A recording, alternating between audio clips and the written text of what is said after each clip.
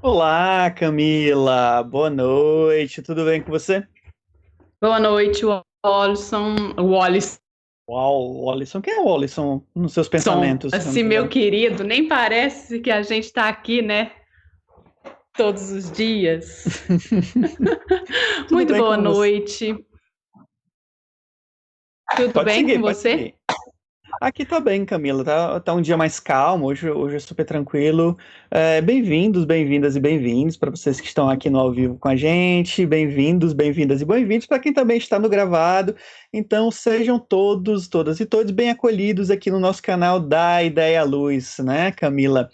Esse aqui é um projeto de compartilhamento de experiências e de conhecimentos e saberes relacionados à iluminação, artes cênicas em geral. Então, sejam todos, todas e todos convidados a se aproximar cada vez mais um pouquinho para conversar com a gente sobre esses temas relacionados às artes cênicas, É isso Camila. aí, gente.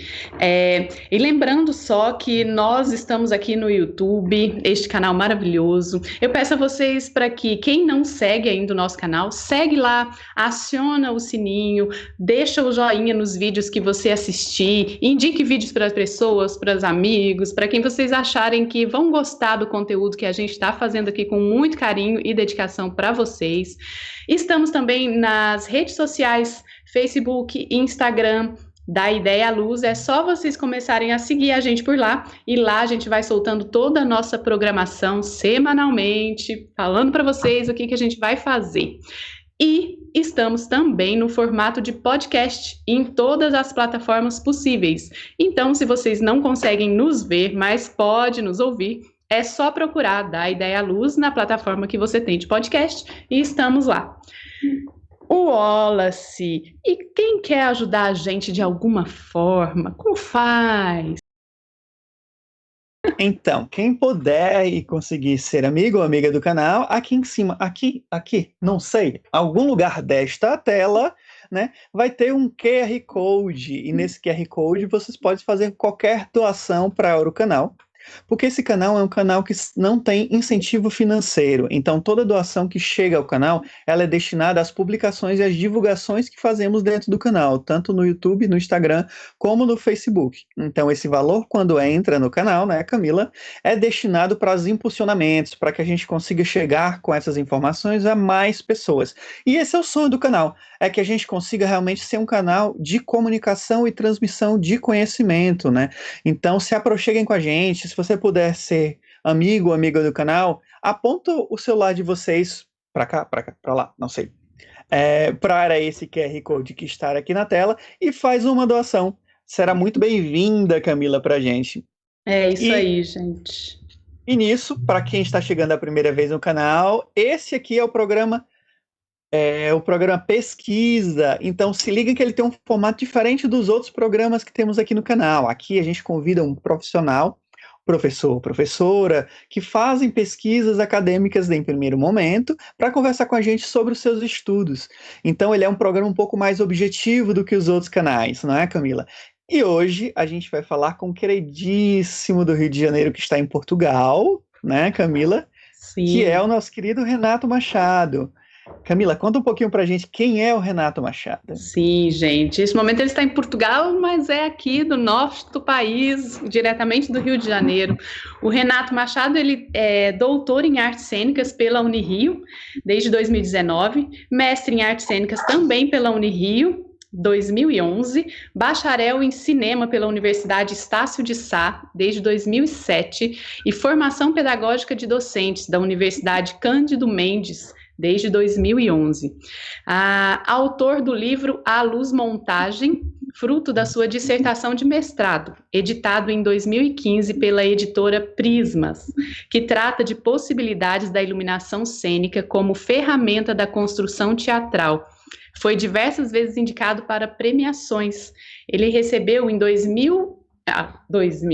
1996, o prêmio Coca-Cola de Teatro Jovem, na categoria Melhor Iluminação, com o espetáculo Tempo de Infância, da diretora Alice Cohen.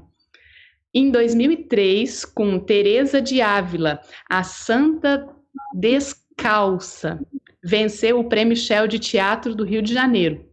Prêmio que também recebeu em 2005 pelo espetáculo de bonecos Filme Noir.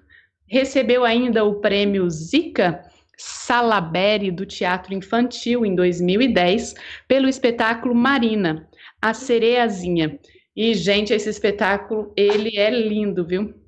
O prêmio APTR de Teatro em 2010 pelos espetáculos Marina, A Senhora dos Afogados, Hamlin e Os Deus da Carnificina.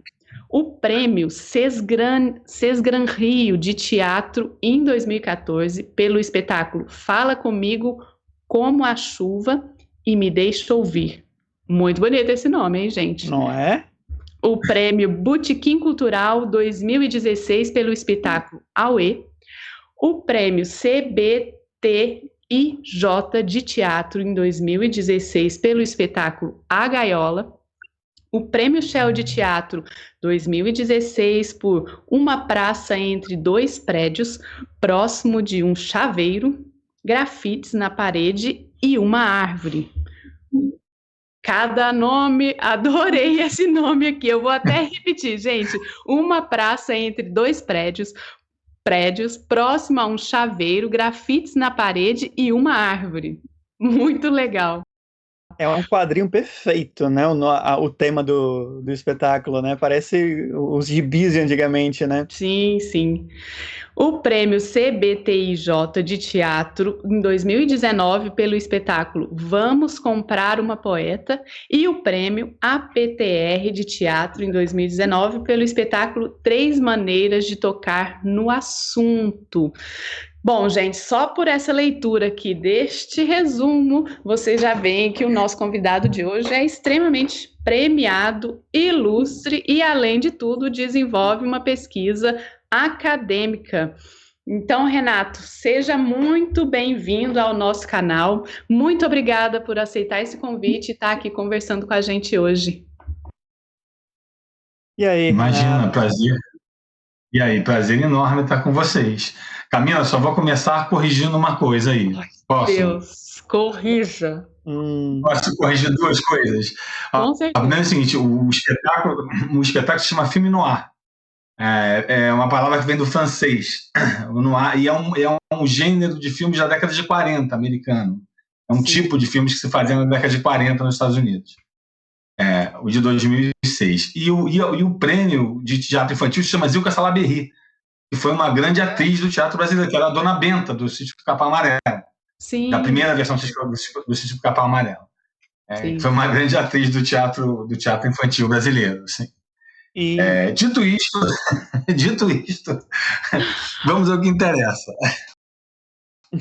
Ô, Renato, perdão, viu? Aqui eu vou te falar, cada erro que eu cometo com nomes, meu Deus do céu. Então, muito obrigada pela correção. Muito melhor corrigir. E o nome que você gostou, cara, é muito interessante, porque aquela peça, uma praça entre dois prédios, aquele nome enorme, a peça era uma peça de rua, foi dirigida por uma diretora paulista chamada Georgette Fadel. Uhum. E o título da peça é uma descrição da praça onde ela acontecia, de fato. É uma descrição do local. Assim, onde a peça acontecia, que era uma praça pública no Rio de Janeiro, era uma peça de rua, na verdade. Por isso que ele tem aquele nome curioso, por isso que ela tem aquele nome curioso. A peça. Bom, gente, eu vou falar uma confissão aqui para vocês, que recentemente eu fiz uma oficina que foi ministrada pelo Renato, e aí lá ele me mostrou esse espetáculo, né, fotos, vídeos e tudo mais sobre o processo de criação, e é bem interessante. Eu não sei se está disponível, Renato, em vídeo para as pessoas verem. Aquele teaserzinho, eu fiz uma edição, mas você acha um teaser no YouTube, assim. Se botar o nome da peça, você acha um teaser de divulgação, não é nada... E já que a gente entrou em confissões, Camila, eu vou confessar uma coisa aqui também. Dizem que quando a gente está trabalhando em qualquer área, às vezes a gente dá o salto na profissão, né? E aí, por exemplo, na iluminação, a gente encontra os nossos saltos na profissão. E um dos meus saltos foi justamente quando eu assisti filme noir em 2009, num festival no Cariri, e revolucionou o meu olhar para a luz, gente. Eu fui com um espetáculo para esse mesmo festival nesse ano, e numa madrugada, eu acho que o espetáculo começou 4 horas da manhã, assim, se eu não me engano, era uma virada cultural que estava tendo no Overdose. E aí eu fui ver o espetáculo, nossa, gente, o espetáculo impactou tanto, que eu comecei a acompanhar a Pecod, assim, ever, né? E hoje o Miguel é uma figura super querida, assim, de trabalho, né? E já que a gente está aqui nesse momento depoimento, né? Então é muito bom poder falar com você, Renato, depois de saber que foi o seu espetáculo que me deu um novo up, assim, como ver luz. Muito feliz ter você com a eu gente. fico muito feliz de ter proporcionado isso a você, assim, que quando a gente faz teatro, que a gente acredita nisso, né? Que a gente pode transformar as pessoas, assim. Então, se isso aconteceu, eu já me sinto muito honrado e feliz, assim. Eu acho que eu posso aproveitar, eu não sei se faz sentido isso, mas acho que eu posso aproveitar esse gancho da Pecod para a gente entrar um pouco no percurso acadêmico, que é o tema do programa, né? Enfim, o programa é um programa sobre pesquisa, enfim. E, na verdade, toda a minha pesquisa acadêmica com relação à iluminação cênica começa com o espetáculo da Pecod, assim, a pesquisa disparada para um espetáculo da Pecod, que é o espetáculo anterior ao filme noir, exatamente o espetáculo que foi feito antes do filme noir. E, na verdade, a minha trajetória acadêmica é uma trajetória curiosa, assim, porque eu ingresso na universidade, eu já sou um senhor, como você pode ver pelo meu cabelo branco, né? Enfim, eu ingresso na universidade em meados da década de 80, eu sou aluno de 84-1 na universidade, assim, e eu ingresso para cursar engenharia química. E curso 4 anos de engenharia química. E aí eu não suportava mais aquilo, eu não tinha condição nenhuma de continuar com aquilo. E eu desisto de engenharia química e resolvo que eu vou fazer cinema. Eu era um amante do cinema, sou até hoje como espectador, enfim, e resolvo que eu vou estudar cinema. E vou para faço vestibular novamente, passo para a UF, vou cinema na UF, e vou estudar cinema na UF. E aí eu num curta-metragem promovido para a universidade, eu acabo conhecendo uma cenógrafa de teatro, assim, e a gente desenvolve uma relação pessoal que vai além da relação de trabalho, viramos namorados e tal, um período, e ela, em um determinado momento, ela fazia parte de uma companhia de teatro, que é uma companhia que existe até hoje, que é a Companhia do Pequeno Gesto, e na época eles iam montar 2 espetáculos separados, assim, diferentes, né? Era uma montagem da Valsa número 6, do Nelson Rodrigues, e uma montagem de um espetáculo chamado Alinhamento, inspirado em poemas do Fernando Peixoto. Do Fernando. E aí, a Doris me perguntou: olha, a gente está com um problema na companhia, a gente está fazendo 2 espetáculos, não tem gente para fazer tudo. Você não quer fazer a luz do Alinhamento, do Fernando Pessoa? Eu falei: como assim fazer a luz do Fernando Pessoa? Eu nunca fiz luz, eu não tenho nada ideia de como é que se faz luz, eu não sei fazer luz. Ela me disse: eu estou estreando um trabalho no Centro do Banco do Brasil, isso é 1990. Vai lá que eu te apresento o cara que está fazendo a luz, de repente você trabalha com ele. Eu falei: tá bom. Aí eu fui lá.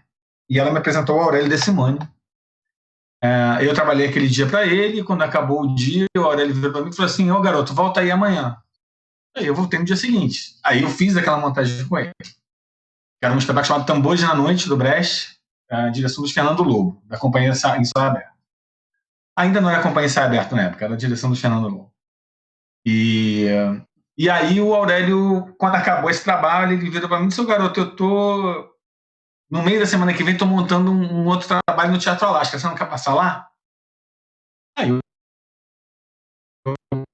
passei lá. E aí a partir desse dia, eu acabei fazendo a luz do alinhamento, tive uma estreia completamente caótica, depois a gente acertou tudo, mas acabei criando o desenho de luz para o alinhamento para a peça, e depois de 2 anos, depois de 1 ano fazendo teatro, eu já sabia que eu gostava mais de fazer teatro do que de fazer cinema. Eu estava na Universidade de Cinema, acho que eu gostava mais de fazer teatro, aí eu falei: quer saber? deixar essa universidade para lá, vou viver de teatro, que é o que eu gosto. E larguei a universidade. Larguei de mão aquilo. E fui viver de teatro, e vivi de teatro até 2003, e vivo de teatro até hoje, mas até 2003. Aí em 2003, foi começando a me dar uma agonia que o nosso fazer, o fazer da Luz, não tinha nenhum pensamento acadêmico sobre ele. Ninguém pensava na academia. No máximo, a gente tinha algumas disciplinas e alguns cursos, assim. Aí eu falei, quer saber? Eu vou voltar a estudar e vou criar alguns projetos para fazer isso. E aí eu voltei a estudar em 2003. E aí eu tinha que completar a graduação, antes de mais nada, né? Aí eu procurei a UF, obviamente, para completar a graduação lá, porque eu já tinha feito uma parte grande do curso. E a UF me disse assim, olha, a gente não vai te dar isenção de nada, você vai ter que fazer tudo de novo. Você vai ter que entrar, vai ter que cursar tudo novamente.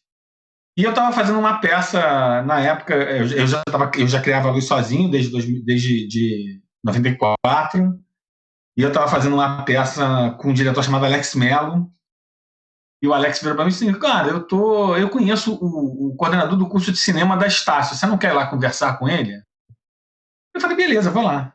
Aí fui lá conversar com ele e falou, cara, faz o vestibular, se você passar, eu te dou isenção de tudo que você cursou na UF. Eu falei, então tá certo. Aí eu fiz o vestibular, passei, ele me deu isenção das disciplinas que eu cursei na UF. Aí eu acabei, em 2 anos, eu me graduei em cinema. Eu acabei a graduação, me graduei em cinema. E aí vem a história que envolve a PECOD, que é a história do mestrado, que é por onde começa a pesquisa em iluminação especificamente. E acabado o mestrado, acabada a graduação, eu falei, bom, eu vou agora, então, pensar um projeto sobre iluminação. E eu tinha vivido essa experiência com a PECOD em 1999, o Miguel Velhinho, que é seu amigo, você sabe que ele era integrante de um grupo chamado Grupo Sobrevento de Teatro.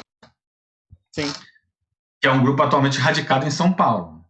E houve um momento, em 1999, que aconteceu uma ruptura do grupo. O grupo se dividiu em 2, porque o grupo era radicado no Rio, o grupo era constituído pelo Miguel Velhinho, a Sandra Vargas e o Luiz André Cherubini, e a Sandra e o Luiz André resolveram se mudar para São Paulo, e o Miguel não quis ir para São Paulo, ele não quis morar em São Paulo, ele queria ficar no Rio.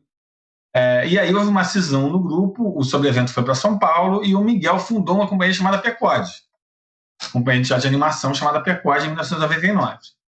E montou o primeiro trabalho dele, que ainda vem com a alcunha de Sobrevento. Assim. O primeiro trabalho, apesar de ser um trabalho da companhia PECOD, ainda é um trabalho vinculado ao Grupo Sobrevento. Assim.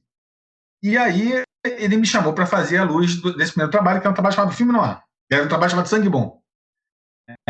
Que contava uma história de vampiro. Era uma história de bonecos, que tinha 3 personagens. O vampiro, o caçador de vampiro e a mocinha. Só tinha esses 3 personagens na peça. E contava toda a história de vampiro a partir de uma coisa que foi muito significativa, que foi uma mudança de paradigma que teve na visão do vampiro, do mito do vampiro, a partir do filme do Coppola, do Drácula de Bram Stoker, do Coppola. O filme do Coppola, ele gera uma mudança de... Se vocês quiserem me interromper, por favor, interrompam. Hein? Ele gera uma mudança de paradigma na leitura do mito, porque o mito do vampiro, especialmente do ponto de vista do cinema, eu acho que, do ponto de vista da literatura, não tanto, mas do ponto de vista de cinema, o personagem do vampiro ele era tido como uma encarnação do mal. Ele era a encarnação do mal em si. Miticamente falando, a iconografia dele era essa. Ele representava uma encarnação do mal em si. E o filme do Coppola faz uma releitura disso. O filme do Coppola ele propõe uma visão nova, que é o vampiro, ele não é uma encarnação do mal. Ele é um ser que está condenado ao pior castigo que um ser pode ser condenado. Qual é esse castigo? Ele é condenado a viver eternamente entre os homens. Ele não morre nunca, ele está condenado a viver entre os homens pela eternidade. E ele é condenado a isso por causa de um grande amor, assim, por causa de um grande amor perdido. E existe uma mudança na iconografia do personagem no cinema. E o personagem passa a ter essa ideia, e passa a levar com ele essa ideia do condenado, assim, do cara que é condenado ao pior martírio, que é viver entre os homens. E o Miguel já levava isso em consideração quando ele montou a peça. E tinha uma coisa filme noir, Wallace, e que começa no Sangue Bom. Na verdade, o filme noir é um desenvolvimento de uma experiência que o Miguel começou no Sangue Bom, que eram os balcões em movimento. Assim. Você tinha os balcões com os bonecos e os balcões se moviam pelo palco. E o primeiro ensaio que eu fui ver daquilo, eu ficava pensando, meu Deus, como é que eu vou iluminar esse troço? Com essas pessoas, com esses balcões se mexendo, com as pessoas fazendo ação durante o movimento, assim, não era estático, e me dava muita agonia de como é que eu ia iluminar aquilo. E eu demorei um pouco a chegar a algumas soluções. Assim. No final, acho que a gente tinha um resultado muito legal, e o que a gente percebeu no final, quando o espetáculo ficou pronto, é que o trabalho era muito cinematográfico. Assim. Que a gente tinha uma sensação muito grande de cortes na cena. De você estar editando, você estar cortando a cena para lá e para cá, e que tinha alguns movimentos daqueles balcões. Dependendo de como você iluminava os balcões, tinha alguns movimentos que os balcões faziam que pareciam movimentos de câmera, que pareciam panorâmicas de câmera, que dava a sensação que você estava vendo um traveling de câmera, que dava a sensação que você estava vendo um zoom de câmera, dependendo da junção da luz com o movimento dos balcões. Assim. E eu estava envolvido com isso completamente, em 1999, e eu estava cursando, eu tinha voltado a cursar, quando eu voltei a cursar a universidade, em 2003, eu estava muito com isso na cabeça, e eu propus, eu tinha uma disciplina chamada metodologia de pesquisa, e eu propus um pensamento sobre isso no meu trabalho de metodologia de pesquisa, uma comparação entre as estruturas que eu usei no Sangue Bom com estruturas que o Coppola usava no filme dele. Algumas estruturas que a gente via no filme do Coppola, propus essa comparação. Quando acabou o semestre, a minha professora da disciplina, que é uma professora muito importante atualmente da FRJ, da área de cinema, Gabriela Lírio, ela na época dava aula na Estácio, ela é minha professora dessa disciplina, ela me chamou e disse assim, olha, cara, eu acho que esse trabalho que você fez para mim dá um mestrado. Se você investir nisso. Eu acho que essa pesquisa que você apresentou aqui, se você for fundo nela, você consegue fazer um mestrado daí. E aí eu fiz essa proposta de pesquisa que resultou no meu mestrado, que acabou sendo editado depois, enfim, que é justamente uma análise a partir de estudo de caso, que é uma análise comparativa de estruturas da iluminação na peça Sangue Bom da Companhia Pecode de Teatro, com estruturas de edição do filme Drácula de Bram Stoker, do cineasta norte-americano Francis Ford Coppola. Então, é um estudo de caso que propõe essa comparação para pensar como é que a luz no teatro se assemelha à edição no cinema a partir da influência que ela tem sobre estruturas de espaço e tempo. Sim. Sobre estruturas de fragmentação de espaço e tempo. E a pesquisa, no caso, então, é essa. A pesquisa do mestrado foi essa, e tem uma relação com a Companhia Pecode, porque vem de uma peça da companhia que, quando a gente realizou, ao ver o resultado final, tinha uma sensação muito viva de que aquilo era muito cinematográfico. Assim. A gente tinha um produto que era muito cinematográfico, né, irmão? Então é isso. A pesquisa de mestrado foi isso. Se vocês quiserem que eu fale um pouco da pesquisa do doutorado, eu posso falar. Ela não tem nada a ver com isso, vai um caminho completamente diferente, mas não posso falar. Vamos seguir mesmo para o doutorado, assim, é bacana ver essa evolução, que você fala da momento de pesquisa que você começou a observar e como você entrou nisso, né? E aí, depois disso, por exemplo, aí eu já venho com uma inquietação que é como foi a relação, por exemplo, dessa tecnologia que você utilizou tanto nos espetáculos anteriores até a percepção que você faz no Sleep No More, né, que é o objeto de pesquisa do teu doutorado. A gente podia entrar nesse barco do doutorado e depois a gente explorar um pouquinho como foi essa percepção de tecnologia depois, por exemplo, revisando esses trabalhos anteriores. Então, vamos lá. Eu acho que... o doutorado foi o seguinte. Eu sou de uma geração... Eu tenho 54 anos, então, assim, eu sou da primeira geração pós-ditadura militar, né? Eu, em 1984, eu tinha 17 anos, que é o momento das diretas já, né? Então eu sou o primeiro, eu sou da primeira geração pós-ditadura militar. E a minha geração é uma geração que sempre foi muito crítica aos Estados Unidos. Assim. A gente tinha uma postura muito crítica em relação ao suposto imperialismo americano e a toda a dominação cultural que os Estados Unidos impunham ao globo, ao planeta, e no cinema de uma maneira muito mais marcada ainda. Eu era aluno de cinema, no cinema de uma maneira muito mais potente. Assim, o cinema dominante, que era o cinema norte-americano, era realmente dominante. Assim, era uma coisa, você via muito pouca coisa de outros nichos e com outras linguagens e com outras abordagens, né? Então eu sempre tive muita resistência a ir aos Estados Unidos, a ir pessoalmente aos Estados Unidos. Era uma coisa que não, era uma ideia que não me agradava muito. E eu comecei a ter que ir aos Estados Unidos por causa do meu trabalho. Assim, eu trabalho com algumas companhias que fazem um certo sucesso nos Estados Unidos. Então, em algumas turnês, começou a ser necessário eu ir. Então, por exemplo, vou te dar um exemplo prático. Eu trabalho com a Companhia Urbana de Dança, que faz muito sucesso nos Estados Unidos e no Canadá. Aí a gente fez um espetáculo. E, por exemplo, a Companhia Urbana de Dança tem um técnico, que é o Tom, que é maravilhoso, que trabalha com a companhia e que faz todas as viagens. Vai lá, ele vai para todo quanto é lugar. Eu praticamente não vou nunca. Assim. Mas o que aconteceu, por exemplo, da companhia estrear um espetáculo num festival nos Estados Unidos. Aí, como se trata da estreia do espetáculo, você está fazendo uma luz que não existia, aí você tem que ir, porque você está criando naquele momento a luz. Então eu comecei a ter que ir em situações como essa. Assim. Ou então, por exemplo, a gente fez uma temporada de 2 semanas no George Theatre em Nova York.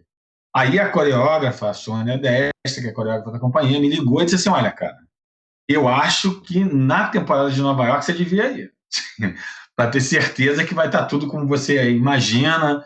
E tá bom, então beleza, eu vou na temporada de Nova York, e eu comecei a ter que ir aos Estados Unidos.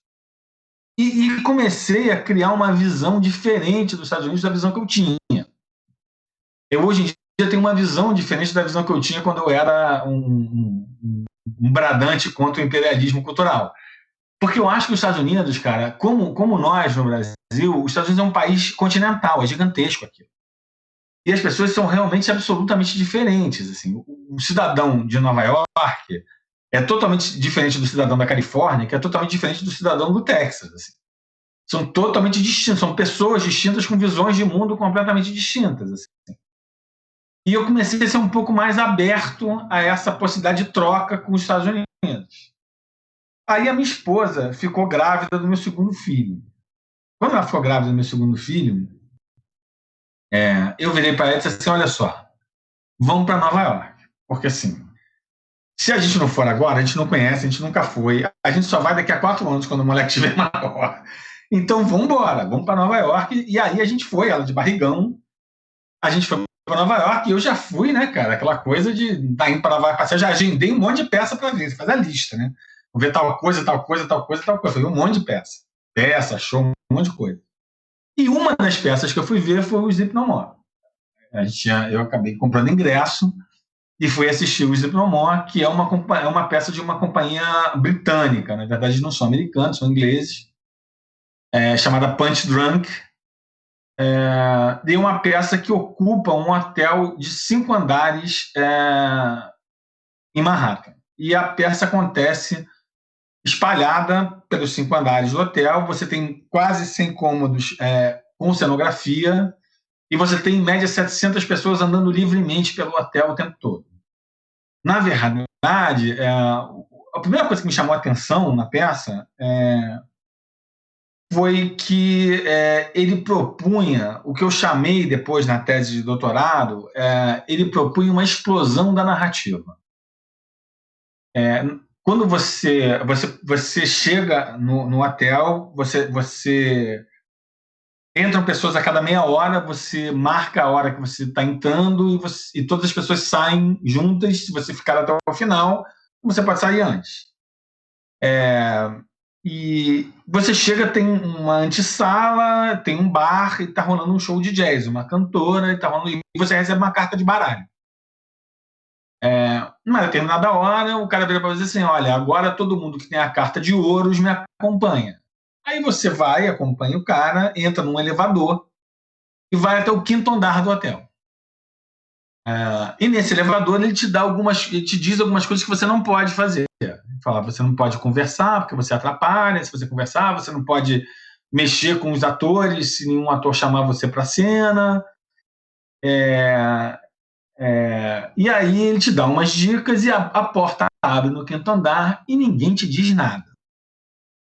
Aí é o famoso se vira aí. Se a porta abre no 5º andar e você vai para onde você quiser e explora aquele hotel do jeito que você quiser. Então ele torna praticamente impossível duas pessoas terem a mesma experiência. Porque você vai andar livre naquele lugar, você vai ver coisas que as pessoas não vão ver, as pessoas vão ver coisas que você não vai ver, você vai ver elas numa sequência, as pessoas vão ver em outra, e isso torna uma experiência completamente única, assim. Uma narrativa que você constrói numa relação com aquele objeto. Não que o teatro, de certa forma, não proponha sempre isso, de alguma maneira. Sim. Você sempre estabelece uma narrativa subjetiva própria em relação àquele objeto que você está vendo, mas ali é uma coisa muito exposta, explícita, de certa maneira. E eu me fiquei lá, vi 13 cenas, se eu não me engano, nas 3 horas que eu fiquei lá dentro do hotel. Tem um truque que faz com que todas as pessoas assistam a última cena. Então todos os espectadores assistem a última cena juntos, antes de sair do hotel. Quando eu saí do hotel, cara, eu fiquei pensando assim, caramba, como é que esse cara comanda esse negócio aí? Que tipo de controle esse cara pode ter sobre esse hotel, com 700 pessoas andando livremente, com as cenas acontecendo aparentemente de forma aleatória? Como é que ele controla a luz, o som? Como é que eu vi as cenas com som, com luz? Como é que isso se dá? E fiquei com esse negócio na cabeça, de como é que esse cara controlava isso tudo. Assim. E voltei para o Brasil e tive a sorte de ser convidado por um diretor chamado Ivan Sugarrara, de uma companhia chamada Os Desequilibrados, para fazer esse espetáculo que a Camila leu aí. Foi um dos espetáculos premiados, que ganhou o prêmio Sesgran Rio, um espetáculo chamado Fala Comigo como a Chuva e Me Deixa Ouvir, que é um texto do Tennessee Williams, que é um texto curto do Tennessee Williams.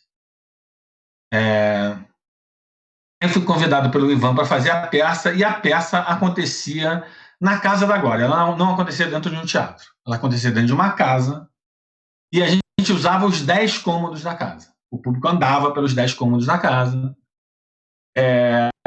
e algumas vezes, por alguns cômodos, o público passava mais de uma vez, e ele mudava de configuração. Então, quando você passava por ele a primeira vez, ele estava de um jeito, quando você voltava, ele era outra coisa. Ele mudava de configuração quando você voltava a ele. E aí eu tive a primeira oportunidade de experimentar essa ideia de como é que eu vou controlar esse negócio numa casa de 10. Não era um hotel com 100 cômodos, mas era uma casa de 10 cômodos. Assim. Como é que eu vou controlar esse negócio numa casa de 10 cômodos? Assim. E foi a primeira vez que eu trabalhei com o controle à distância, com o controle Wi-Fi. E a gente estabeleceu um controle Wi-Fi e trabalhou com o controle da luz por Wi-Fi, e eu tinha um operador de luz que andava junto com o público, com um tablet, e ele disparava todos os efeitos pelo tablet, na verdade. Obviamente, a gente está falando de realidades distintas em relação às possibilidades econômicas dos projetos, né? O Zico Namora é um projeto que acontece em Nova York, gigantesco.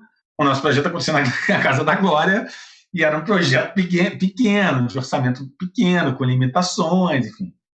E aí você se depara com um monte de questões que eu imagino que o Punch Drunk não tenha se deparado, mas questões como, por exemplo, o ideal, quando a gente estabeleceu que a gente ia fazer controle de luz e áudio via rede, o ideal era a gente pegar um dinheiro da produção, chamar um especialista em informática e falar assim, olha só, cara, eu preciso de uma rede que funcione em qualquer lugar dessa casa. Você vai aí, você monta uma rede para mim, que onde eu estiver nessa casa, a rede vai funcionar. Obviamente, a gente não tinha essa alíquota no orçamento, e a gente mesmo teve que fazer a rede. A gente teve que criar a rede, construir a rede, fazer tudo. O que gerou alguns momentos realmente desesperadores, assim.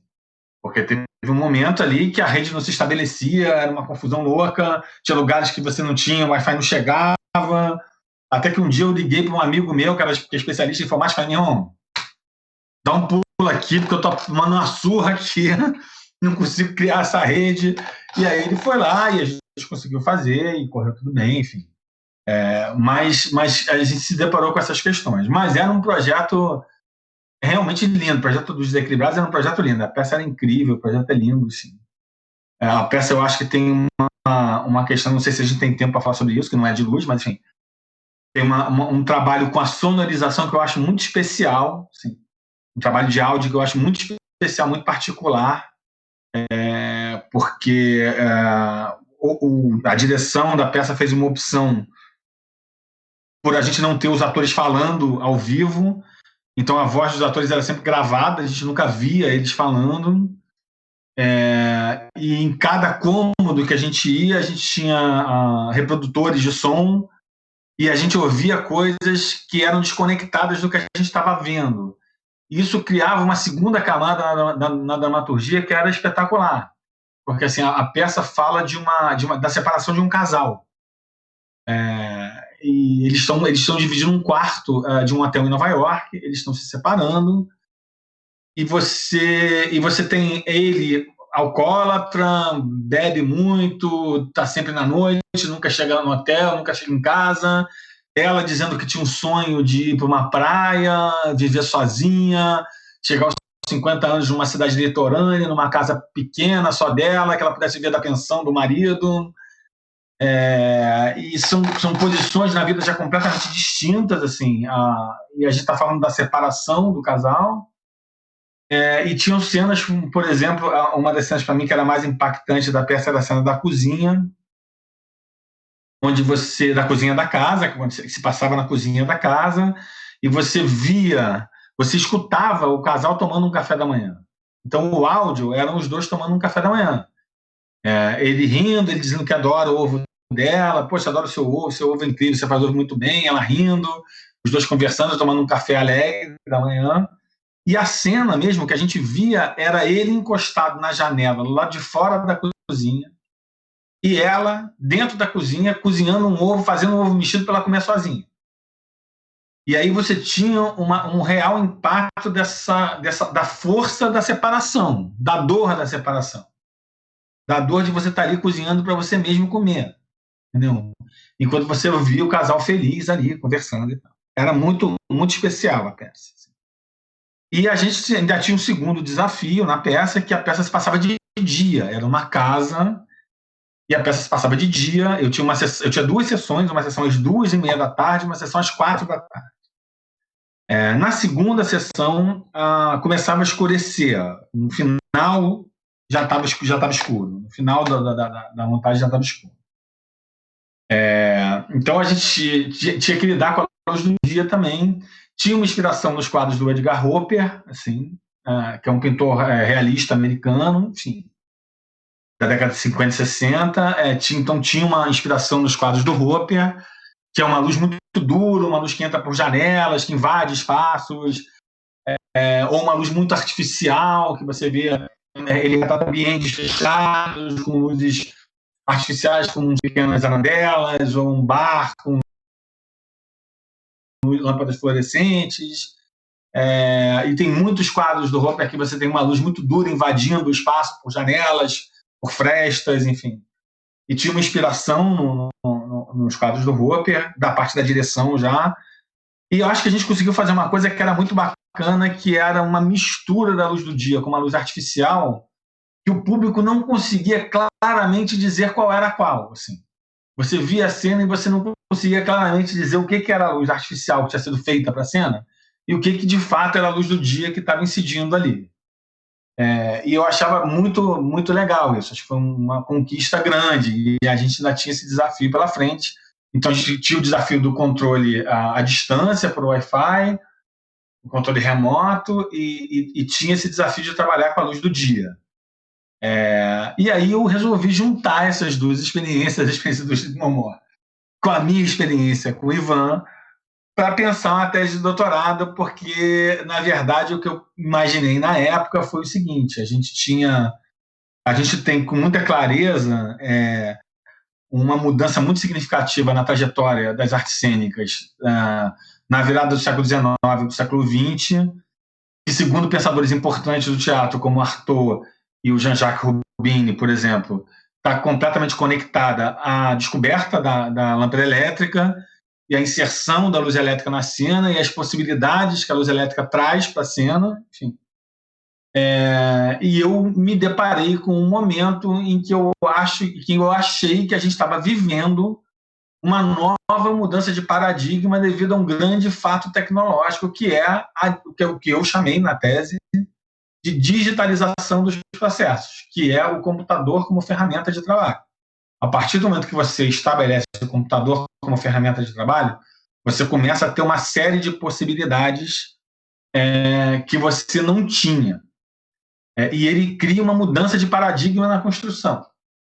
E a tese de doutorado é sobre isso, na verdade, sobre essa possível mudança de paradigma. E eu digo que a primeira coisa, o primeiro aspecto que é facilmente, entre aspas, identificável nessa mudança de paradigma é o fato de, hoje em dia, você poder sair da sala de teatro, ir para um lugar completamente aberto e manter o controle de tudo. Você continua controlando tudo. Você sai da caixa preta, da caixa mágica, da caixinha, você vai para um lugar que é completamente aberto, você está no meio das pessoas, você está no meio do público e você consegue manter o controle de absolutamente tudo. Do som, da luz, do vídeo, de tudo que você quiser usar. E isso eu acho que é rapidamente identificável, assim.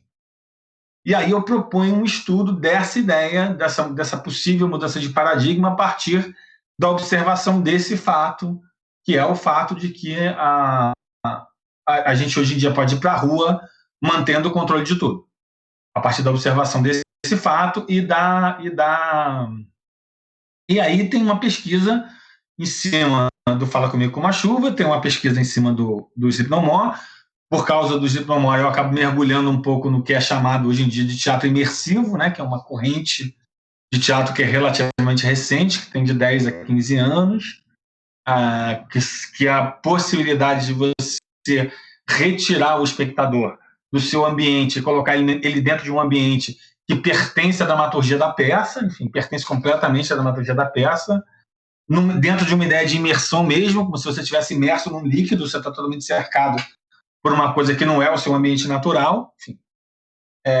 Então eu mergulho um pouco nessas estratégias do teatro de imersão, por causa do Sleep No More, mergulho um pouco na proposta do Ivan, dos Desequilibrados, trabalho um pouquinho algumas outras propostas que depois eu fiz, com as quais eu trabalhei, que vão nessa mesma linha, um trabalho com a Duda Maia sobre a Angel Viana, que também a gente ocupava 3 andares da UI Futuro, um trabalho que eu fiz com a Percode, que foi o Barão de Munchausen, que acontecia na Praça dos Correios, que era completamente aberta, ao ar livre, e passei um pouco por esses outros trabalhos, e acabo e termino a tese de doutorado com uma pequena reflexão sobre um acontecimento que caiu no meu colo, na verdade. E na época eu era professor da UFRJ, e fui chamado para participar de uma banca com a da UFRJ sobre teatro e tecnologia, e fui participar da banca. Eram 3 convidados, era eu, o Marcos Flaxman, que é um cenógrafo de teatro e cinema, e uma dupla formada por um diretor teatral chamado Manuel Prazeres e um matemático chamado Luiz Velho, um matemático que tem um duplo doutoramento em matemática aplicada, chamado Luiz Velho. E era uma banca sobre teatro, era uma conversa sobre teatro e tecnologia num evento da universidade. E aí a conversa começa com o Luiz e o Manuel apresentando o projeto deles, que era um projeto chamado A Tempestade, no qual eles filmavam a tempestade. Eles não filmavam, eles faziam uma apresentação da tempestade com atores e público dentro de um ambiente virtual tridimensional. Você entrava lá, você ganhava um óculos 3D, os atores usavam óculos 3D, estavam todos com aquela roupa de chroma key, né? Enfim, de chroma key cheio de sensores, e você participava de uma experiência de um teatro, do suposto teatro dentro de um universo tridimensional, que era o que a gente viu no evento da FJ. Eles levaram um trecho filmado. Então, o que a gente viu parecia uma animação, poderia ser tranquilamente uma animação. Você viu um filmezinho ali passando. Eles apresentaram o projeto, depois o Marcos Flaxman falou e questionou coisas que são relevantes, como a questão da presença, o quanto aquilo é teatro, porque você tem uma presença relativa, você não está exatamente com o ator presente, porque eles tinham um problema por questões econômicas. Eles não conseguiam fazer a movimentação do rosto dos atores, eles não tinham sensores de face. Então, os atores apareciam para a gente com uma máscara sempre, como se fosse uma máscara. O Marcos Flaxman questiona toda essa ideia da presença. E aí chegou a minha vez de falar no evento e eu disse para eles assim, olha, cara, eu não sei se o que vocês estão fazendo é teatro ou não é teatro. Mas a próxima vez que vocês forem fazer, me chama aí que eu quero muito fazer esse negócio aqui. Eu fiquei muito afim de fazer esse negócio. E acabou o evento, fiquei conversando com eles, e aí eu pedi para eles me darem uma entrevista para o doutorado. Falei, vocês me dariam uma entrevista para o doutorado? E pedi para o Manuel, porque eu já conheci o Manuel, éramos amigos e tal. Passando uns dias, o Manuel me ligou e disse assim, olha, cara, eu falei com o Luiz, ele falou que tudo bem, a gente dá a entrevista para você, mas para dar a entrevista para você, ele quer que você venha aqui e faça uma imersão de 30 minutos com a gente. Você vem, você faz a imersão de 30 minutos, depois a gente dá a entrevista. E tá bom. Aí fui lá, fiz a imersão de 30 minutos e fiz uma entrevista com eles, que é como eu acabo o doutorado, eu acabo com essa visão de um futuro completamente imediato, assim. E eu juro para vocês, cara, eu tinha a sensação, eu acho que eu disse isso na oficina que a Camila citou, eu vendo aquele negócio deles, cara, eu tinha mais nítida sensação que eu era um espectador dos Irmãos Lumière. Que eu estava vendo um negócio que não é teatro, que não é cinema, que é uma terceira coisa, que não existe ainda, mas que vai existir, que vai chegar e que vai ser uma outra coisa completamente diferente. Eu estava tendo a oportunidade de ser um dos primeiros a vivenciar aquilo, o que era incrível, na verdade. E eu acabo o doutorado com uma reflexão sobre essa experiência que eu vivi com eles, do que eles chamam de keynote theater, que é essa coisa presencial e imagética ao mesmo tempo, mediada por um óculos 3D e por uma realidade virtual tridimensional. Assim.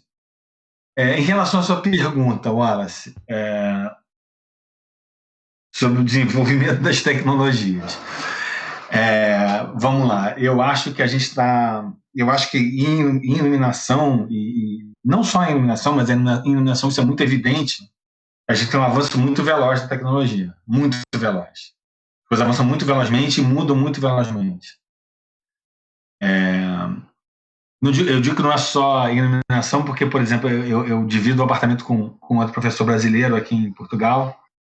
Ele me contou que outro dia estava vendo uma entrevista de um astronauta americano, e o astronauta estava falando que ele, há menos de 100 anos atrás, a família dele tinha atravessado a Califórnia de carroça, puxada por cavalo. E ele estava indo à Lua. Assim, coisa completamente... Só a tecnologia tem um avanço de uma velocidade absurda. Assim. E no nosso setor, especialmente, a velocidade é muito grande. Né? Então, por exemplo, falando da minha primeira experiência, que foi a experiência do mestrado, o Sangue Bom é uma peça feita com estruturas absolutamente artesanais. Assim, absolutamente artesanais. A gente era uma peça de baixo custo e a gente não tinha nenhum acesso à tecnologia. Zero. Então, assim, por exemplo, eu tinha uma cena que era uma cena importante na peça, que era a cena em que o vampiro morria pelos raios solares. O sol invadia o espaço, chegava no vampiro e ele morria quando ele entrava em contato com a luz do sol. Isso era feito, cara, com 2 lâmpadas par foco 5 na coxia, 2 lâmpadas par foco 5 na coxia, presas num balancinho e apontadas para baixo, que tinham uma cordinha presa na boca do refletor, no lugar que você coloca o porta-gelatina, e um peso na extremidade seguinte. E o contra-regra puxava a cordinha da coxia e os revetores iam levantando devagarinho, para o sol entrando em cena e invadindo a cena e chegando no vampiro. Então era totalmente artesanal, assim, a coisa era construída de uma maneira absolutamente artesanal, que era a nossa realidade. Eu mostrei na oficina, eu não sei se a Camila chegou a ver, ela pode me dizer aqui, se você chegou a ver o pedaço do Deve Haver Algum Sentido em Mim Que Basta, que eu mostrei na oficina, que é a peça que tinha o cenário feito por paredes de pergaminho de abajur. Ai, acho que eu não vi. Era um cenário todo feito com paredes compostas de pergaminho de abajur. Um cenário de 12 metros por 6 metros. 12 de comprimento por 6 de largura. E um teto. E o público ficava lá dentro junto com os espectadores. E a gente tinha que iluminar aquele negócio de fora. A ideia era que a luz não tivesse nenhuma luz lá dentro. Que a luz vazasse o pergaminho de abajur, iluminasse a cena numa área de 12 por 6 e você visse aquilo completamente colorido. Nessa época, 2002, não tinha LED. De LED não tinha LED. Assim. Tinha que fazer com lâmpada incandescente. Dava o teu jeito aí e faz, que é o que temos. Entendeu? Então essas coisas foram avançando muito velozmente. Assim. E continuam avançando. Né? Eu falei na oficina da semana passada do Sesc, eu acho que, por exemplo, o pessoal que faz show, o pessoal que trabalha de show, que lida com 150 robóticos ao mesmo tempo, cada um com 60, 70 funções, o cara não tem mais como programar isso ao vivo. Não tem mais. Assim. Ou você tem um simulador tridimensional e vai para um estúdio programar, ou você não vai programar. Se você chegar, eu vou programar no dia do show você não vai programar nada. Assim. Vai chegar lá, não vai programar coisa nenhuma. Você está lidando com uma quantidade de informações absurda que você não vai conseguir, num tempo hábil, resolver. Assim. Então, eu acho que tem uma evolução que é um pouco irreversível. Assim. Tem um avanço tecnológico que me parece um pouco irreversível. Ou seja, o LED eu acho que é um avanço irreversível. Tá? Eu acho que a gente vai para o LED. Se não inventarem nenhuma outra tecnologia, a gente vai para o LED. Porque o LED dura mais e consome menos. Então a gente vai para lá. Ele consome menos energia e ele é mais durável. A gente vai para ele. O avanço do simulador tridimensional, a gente vai para lá. Com o passar do tempo, a gente vai para lá. Sim. Porque, assim, eu já faço as minhas peças de teatro. Assim, não programo mais nada no teatro. Gosto de programar com ator, ensaio para programar. Não, a gente programa em casa. Faz uma primeira programação em casa, leva o diretor para lá, usa um filme. Não tem mais. Isso não vai mais voltar. Isso não vai mais voltar a ser como era, eu acho. Então, tem algumas coisas que eu acho que realmente a entrada do computador gerou novas formas de fazer que são irreversíveis. Assim. Eu acho que hoje em dia, por exemplo, o meu trabalho como profissional de teatro, tudo o que eu faço é mediado pelo computador. Absolutamente tudo. Tudo. Das planilhas aos mapas, é tudo mediado por programas de computador. Por software e por programas de computador. E isso me parece irreversível, me parece um caminho sem volta. Assim. Isso não quer dizer que não possa ser feito de outra maneira. Pode. E eu sou de uma época que era feito de outra maneira. E eu conto isso. Eu sou de uma época que a gente fazia folha de roteiro para a mesa analógica no metrô, para chegar lá com as folhas todas já compostas. A gente ia no metrô desenhando. Pegava uma régua e ia riscando folha. Para chegar no ensaio com as folhas prontinhas para escrever tudo. Escrever, deixa, entra, sai e prepara. Eu sou dessa época. Então, assim, pode ser feito de outra maneira? Pode. Pode ser feito de outra maneira.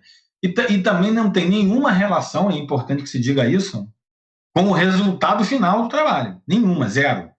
Você pode fazer um trabalho imediato pela mais alta tecnologia e ele ser uma bomba, e pode fazer um trabalho que não tem tecnologia nenhuma e ele ser brilhante. Sim. Não tem relação alguma. Sim. Eu costumo dizer que uma das peças mais legais que eu vi nos últimos tempos era uma peça de uma companhia chilena, que eram 3 atores sentados em 3 cadeiras no espaço de 2x2 com um aquecedor. E era só isso, não tinha mais nada. Eram 3 caras sentados em 3 cadeiras, no espaço de 2x2, iluminados por um aquecedor elétrico. E a peça era incrível. A peça é incrível. Você sai de lá, a peça é o máximo. Você não tem nenhuma relação com o resultado final. Por outro lado, eu tive a oportunidade de ver o monólogo do Robert Lepage, lá, o 887, que é um dos grandes encenadores contemporâneos, né? E o monólogo dele é totalmente mediado por tecnologia das mais diversas formas, E é incrível também. É incrível esse negócio aí. Eu vi um negócio incrível. Eu acho que o resultado do produto final não tem nenhuma relação direta com o emprego ou não da tecnologia, nenhuma. E acho que a tecnologia não é necessária para fazer,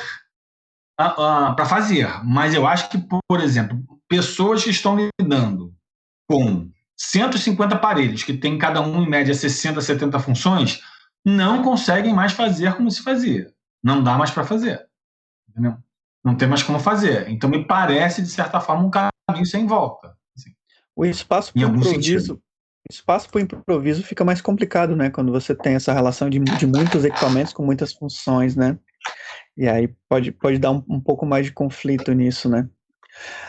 Renato, eu fiquei mais ou menos, você pode improvisar no 3D, né? Vai lá e improvisa no virtual. Sim.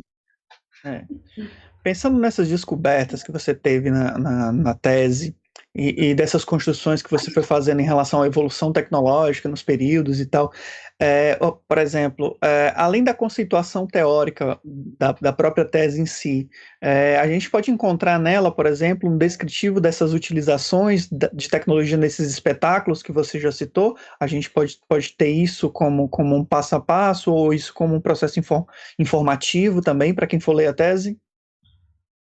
Sim. Na verdade, assim, a gente tem um capítulo da tese que é dedicado a pensar algumas tecnologias. Então, assim, tem um capítulo dela que é dedicado a pensar o surgimento do LED, o surgimento dos aparelhos robóticos, o surgimento da internet, como é que ela afeta as coisas, os controles em rede, os controles por sensores. Então, tem um capítulo que é totalmente dedicado a essas tecnologias, o que são essas tecnologias e como elas apareceram. Tá?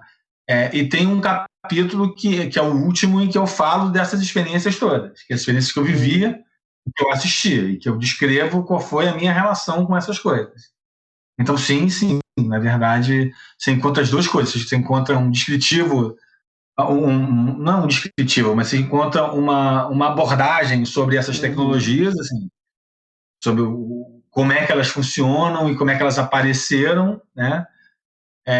E você encontra uma descrição da minha experiência pessoal com o uso delas. Assim.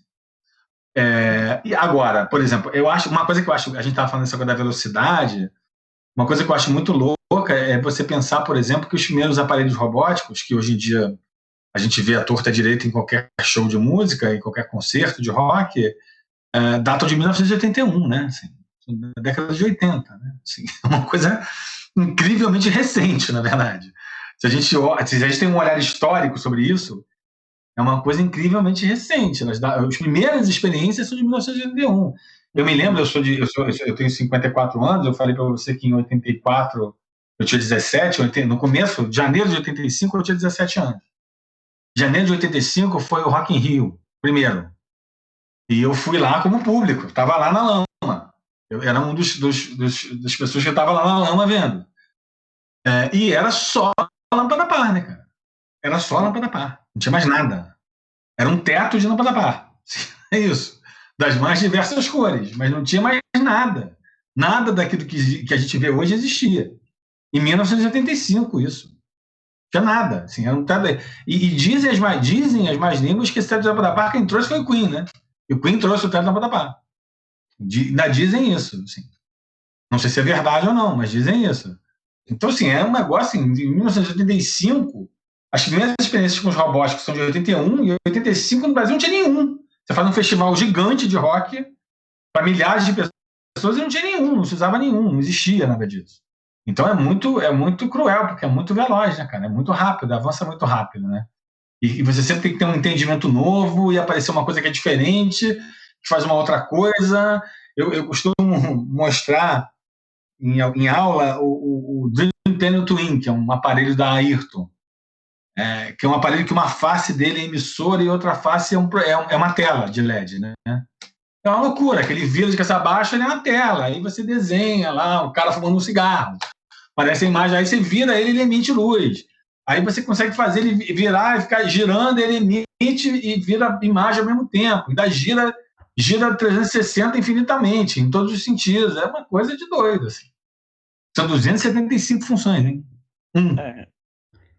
275 funções, umzinho. Então é uma coisa de louco, né, cara? Ô, Renato, bem cruel. Fala. Conta pra gente, eu vou dar até um passo antes, sabe? Mas fala um pouquinho pra gente, um pouquinho não, conta pra gente o título da tese, em qual universidade você desenvolveu ela, quem foi ou se teve um ou mais de uma pessoa orientando a tese, e se a gente encontra ela disponível em algum lugar.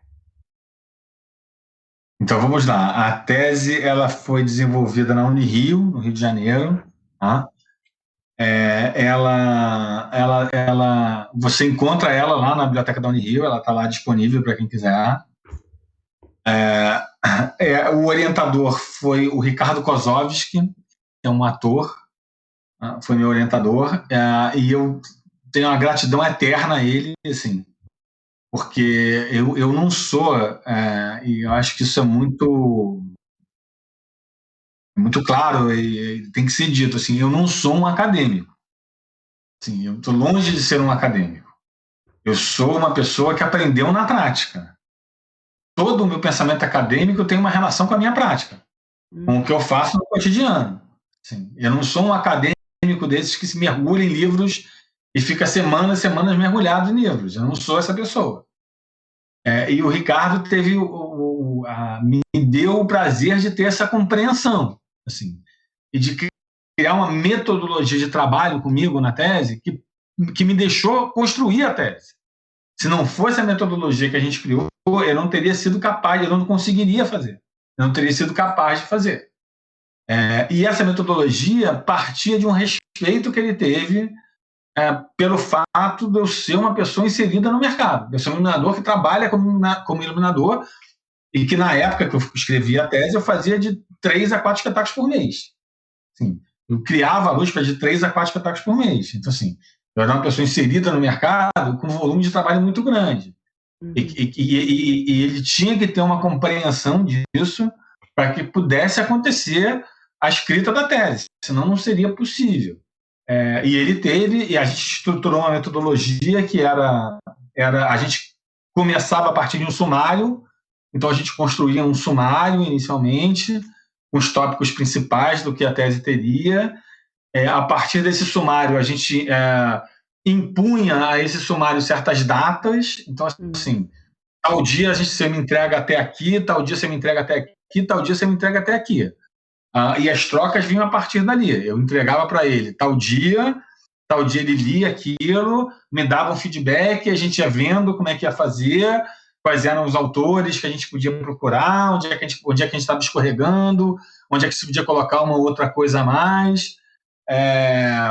E foi feito dessa maneira, e assim, com uma compreensão dele, assim, era, por exemplo, dia 20 de janeiro você me entrega os primeiros 2 capítulos, primeiros 2 itens do capítulo 1. Como é que eu tinha feito isso? Eu tinha feito de madrugada, de manhã, na hora do meu almoço. Ele não queria nem saber, ele queria que os dois itens estivessem lá, e ele me dava um feedback disso. E foi feito assim. E se não tivesse sido assim, eu não seria capaz. Sim. Se eu tivesse tido um orientador que me obrigasse a mergulhar numa bibliografia muito vasta, eu não teria como fazer. Então, a compreensão dele foi fundamental, e eu acho que a figura do orientador é uma figura muito importante para quem vai fazer uma tese. Então, assim, é muito bom você saber com quem você está lidando. Assim. É muito bom. Ô, Renato, mas é muito bom você compartilhar isso, porque uma característica comum que a gente percebe na nossa área é que são pessoas que estão inseridas no mercado de trabalho, têm uma vasta experiência, né, a partir dessa prática que está ali no mercado e todo dia fazendo diferentes espetáculos diferentes, utilizando de diferentes tecnologias, e aí quando vai esse profissional que entra para a academia, muitas vezes essa compreensão não existe, e aí ou tem a desistência, ou tem um processo de feitura, seja do mestrado ou do doutorado, né, muito sofrido, muito doloroso, né, com ranhuras. Então, acho importantíssimo você mencionar essa relação com o orientador e essa compreensão. Né? A figura do orientador é fundamental, assim, no processo. Uma outra coisa que eu acho muito importante no processo é você descobrir a sua maneira de escrever. Isso eu acho muito importante também. Porque a parte mais dolorosa é escrever. Escrever é a parte mais difícil, assim. Escrever toma muito tempo e você tem que encontrar a maneira que você se sente confortável escrevendo. Isso não é uma coisa muito simples de achar. Eu, por exemplo, demorei um pouquinho a encontrar a maneira. Porque eu descobri, depois com o tempo, para você ter uma ideia, eu descobri que eu só posso escrever da seguinte maneira. Por exemplo, eu vou escrever o item 2 do capítulo 1. Eu tenho que escrever aquele negócio inteiro. Eu tenho que ir do começo ao fim do item 2. Quando eu acabar o item 2, eu paro e vou ler o que eu escrevi. E vou entender onde é que eu posso mexer, onde é que eu não posso mexer. Se eu for escrevendo e lendo, por exemplo, se eu escrever um parágrafo e parar para ler o que eu escrevi, eu não saio do lugar. Eu fico reescrevendo aquele parágrafo 50 milhões de vezes. Assim, não consigo sair dali.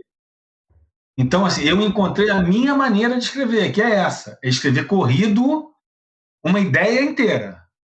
Botei a ideia para fora, escrevi aquele negócio, agora eu vou trabalhar essa ideia, agora eu vou ler de novo, agora eu vou encontrar onde é que eu posso mexer, o que eu posso puxar para cá, puxar para lá, onde é que eu posso mexer aqui, mexer ali.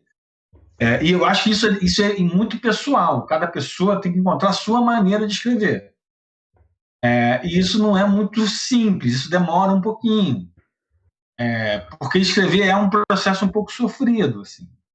Então, eu, por exemplo, quando eu fiz a tese, eu botava na minha cabeça assim, olha, eu tenho que escrever de 4 a 5 páginas todo dia. E eu, por natureza, eu acordo muito cedo.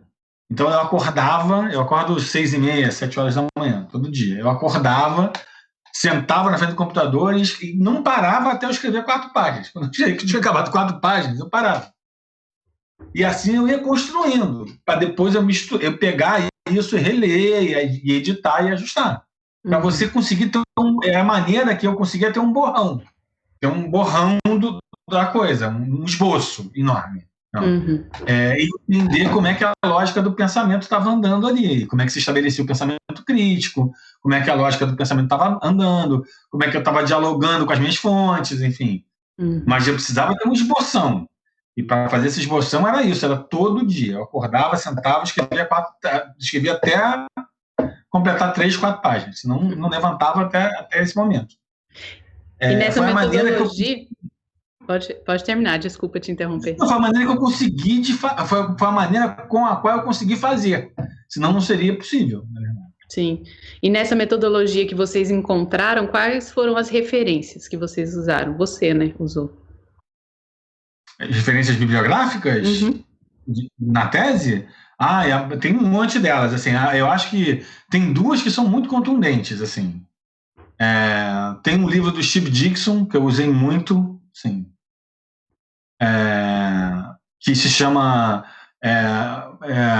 Digital Performance. Não, acho que não tem a versão em português dele. Tá? Ele se chama Performance Digital, né? Digital Performance. Do Steve Dixon, norte-americano chamado Steve Dixon, e teve o livro da Josephine Machon sobre o teatro de imersão, o teatro imersivo, se chama o teatro imersivo de uma doutora britânica chamada Josephine Machon. Foram 2 bibliografias principais, essas foram muito, mas eu passei por muita coisa, cara. Eu uso o livro do meu Deus, perdi o nome dele. Que conta a história dos autômatos todos, que fez uma historiografia dos moving lights, dos robóticos. O livro se chama Automated Lights, inclusive, o nome é esse. Mas eu esqueço o nome do autor, agora me fugiu. Eu uso o Richard Pilbrow, que é um livro que eu gosto muito, o Stage Light Design, que é um livro que eu acho bem legal, assim. Sim. Porque é um livro que ele conta experiências ele divide experiências com outros iluminadores, né? Não é só um livro técnico que expõe a técnica, né? Ele divide experiências que ele teve, experiências de outros iluminadores, entrevista outros iluminadores, conversa com outros iluminadores, né? Assim, é um livro que eu acho bem legal, do Pilbrow. Tem lá uma bibliografia é grande, né? Tese de doutorado é uma bibliografia grande. Eu acho que o da Josephine Machon e o do Dixon foram chaves, assim. Né? Tem um outro livro que acho que foi chave também, cara, que é um livro que é um autor, ele não é muito, o livro não é muito conhecido, muito menos ele, assim, mas é um autor que conta uma experiência que ele realizou numa universidade em Manchester, que ele reproduz dentro de um galpão, dentro no âmbito da universidade, as ruas do 11 de setembro no momento do desastre. Assim. Ele se propõe a reproduzir esse universo de forma imersiva, de uma forma de fazer o espectador ficar imerso no que realmente teria acontecido no 11 de setembro para quem estava andando por aquelas ruas quando os aviões se colidem com a torre. E ele reproduz isso dentro de um ambiente controlado, dentro de um galpão, numa universidade em Manchester, na Inglaterra. E esse livro dele contando essa experiência também eu usei muito.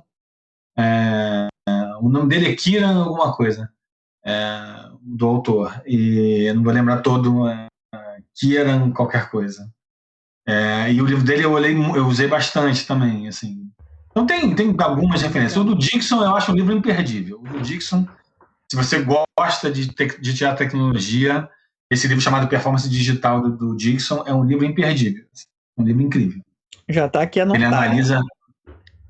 Ele analisa várias coisas, ele analisa vários momentos de inserções das mais diferentes tecnologias, com companhias e figuras importantes, e eu uso vários exemplos dele, com tecnologias super incríveis, super recentes. Por exemplo, ele conta, por exemplo, de um espetáculo que é feito em cima do Mágico de Oz e não é em cima do Mágico de Oz, é em cima da filmagem do Mágico de Oz, como teria sido filmado o Mágico de Oz, o filme, não da história em si.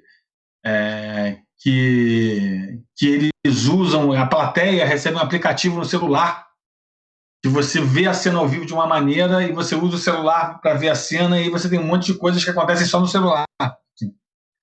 É uma loucura, uma tecnologia super recente, que está super. Ele faz várias análises de várias coisas, o livro dele é muito legal.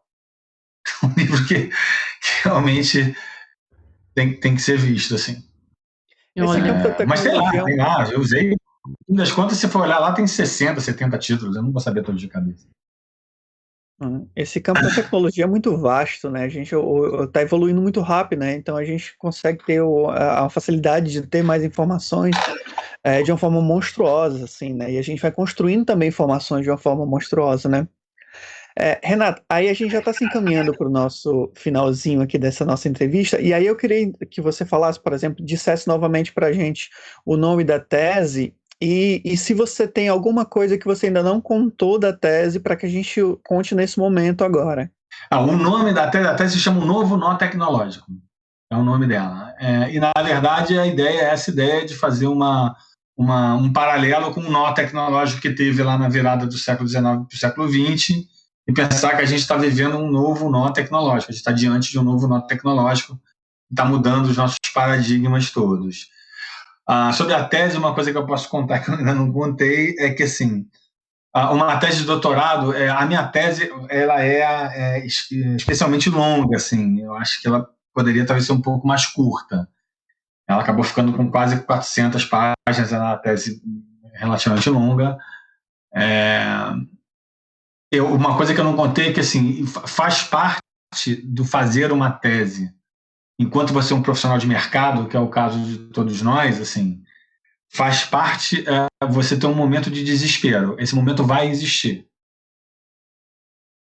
Você vai vivenciar um momento que você vai falar, meu Deus, não vai dar para fazer isso, eu não vou conseguir. Eu não vou ter tempo de acabar isso. Não vai ser possível, eu não vou conseguir. Não, você vai viver esse momento. Esse momento é inevitável, assim. Esse momento de desespero, de não vai dar, ele vai acontecer.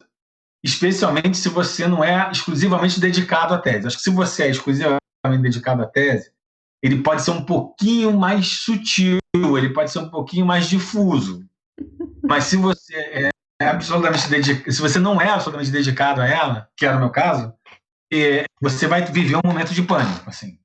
Você vai falar, meu Deus, não vai dar, eu não vou conseguir fazer isso, eu não vou conseguir terminar, o pensamento não chega ao fim, não param de aparecer coisas, assim, que é uma agonia muito grande que a gente tem quando a gente está escrevendo uma tese, é que você passa 4 anos lendo só sobre aquilo, né? Você só lê sobre aquilo. Você não lê jornal mais, nem jornal você lê mais, você não lê mais nada. Você só lê sobre aquilo, assim. Como você só lê sobre aquilo, você tem sempre a sensação, que é uma sensação louca, de que estão sempre aparecendo coisas que você não leu, assim, que você precisa saber. Então, assim, tem uma química aí no como lidar com isso. Como lidar com o pânico de não vai dar, e do como lidar, não vou ler isso aqui mesmo, dane-se, não vou ter tempo de ler isso vai ficar para um outro momento, depois eu falo sobre isso. Entendeu?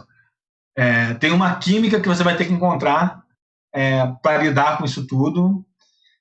E tem uma história que é uma história engraçada, que eu falei o dia que eu fui fazer a defesa da tese, eu falei para minha esposa, olha, eu vou lá, eu vou defender a tese, se correr tudo bem, se eu for aprovado, correr tudo bem, a banca ficar feliz, se estiver tudo certo, a primeira coisa que eu vou fazer quando eu sair de lá é parar numa banca de jornal e comprar um gibi. É a primeira coisa que eu vou fazer. Para ler um gibi mais, vou comprar um gibi do Homem-Aranha, para ler a coisa mais que não tem nenhuma relação possível com aquilo, que seja o mais absoluto entretenimento, assim. Que não me dê nenhum tipo de preocupação, de pensamento em nada. E eu fiz de lá e fui comprar um gibi. Foi a primeira coisa que eu fui fazer. Vou comprar um gibi para ler.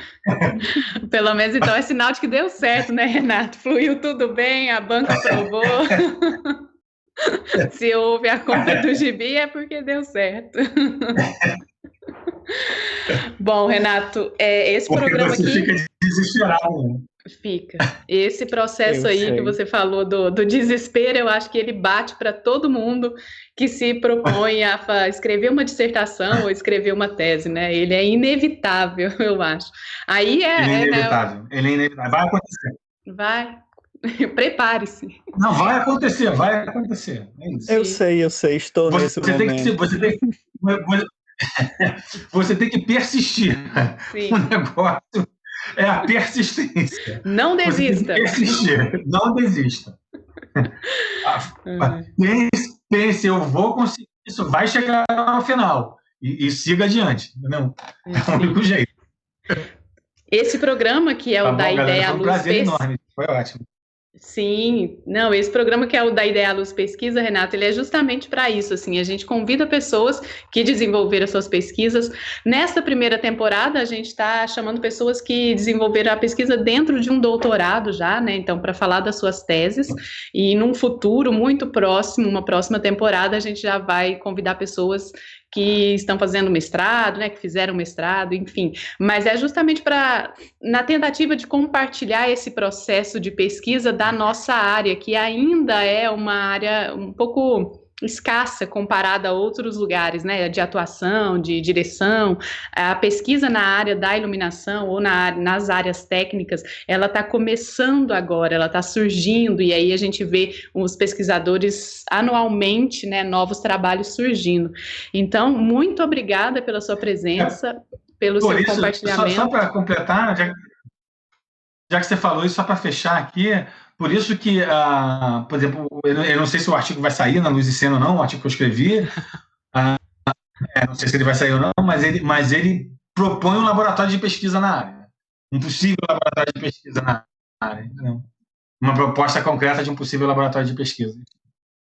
Sim, é bacana você falar, o Renato falou da revista A Luz em Cena, eu não sei se, acho que várias pessoas aqui puderam acompanhar a estreia, a revista teve o lançamento dela aqui no canal também, então, para quem não viu e tem interesse, entra no canal, procura lá a revista A Luz em Cena, lançamento, que tem o vídeo contando toda a história dessa revista, mas já ela vai ser lançada e eu acho que tem muita coisa boa vindo por aí, viu, Renato? Que bom. Renato, brigadão. Tá bom, nossa, foi um prazer enorme, cara. Foi ótimo. Muito legal. Eu falo muito, né? Eu devia ter dado mais espaço para Relaxa, assim, esse espaço é seu, a ideia desse programa em si é que o convidado ou a convidada venha fale, entende? Porque é importante que a gente entenda dessa metodologia que você usa, da bibliografia que você usou, como você pensou o seu trabalho, como você executou e achou a conclusão. Então, falar muito também é importante nesse processo, né? Então, para a gente é muito bom ter você aqui. Eu já fico muito feliz, né? Contei no início do vídeo, né, que você é uma pessoa que inspirou. Um dos espetáculos seu me inspirou muito em uma revolução no processo do meu trabalho, e ver você pesquisando influencia muitas outras pessoas que também vêm da prática, né? Não é só as pessoas que vêm da academia que fazem pesquisa continuada. Eu acho que assim, ter pessoas da prática que entram num processo de licenciatura, bacharelado, mestrado, doutorado é fundamental para que a gente consiga alinhar os nossos pensamentos de produção, seja ele uma produção técnica ou seja ele uma produção acadêmica. Então, você estar aqui também faz esse diferencial e pode influenciar outras pessoas nisso, né?